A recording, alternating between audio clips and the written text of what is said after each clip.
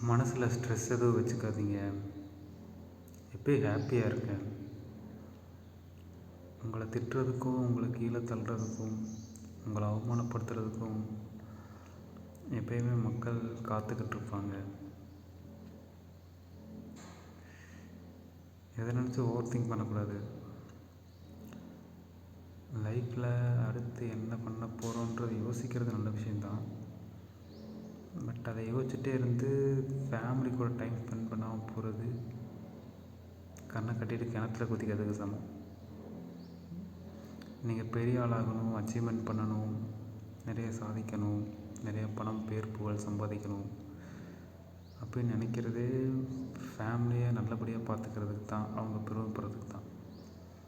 But அவங்கள தொலைச்சிட்டு நீங்கள் பெரிய ஆளாகி பேர் புகழ் சம்பாதிச்சு என்ன பண்ண போகிறீங்க? Think about it.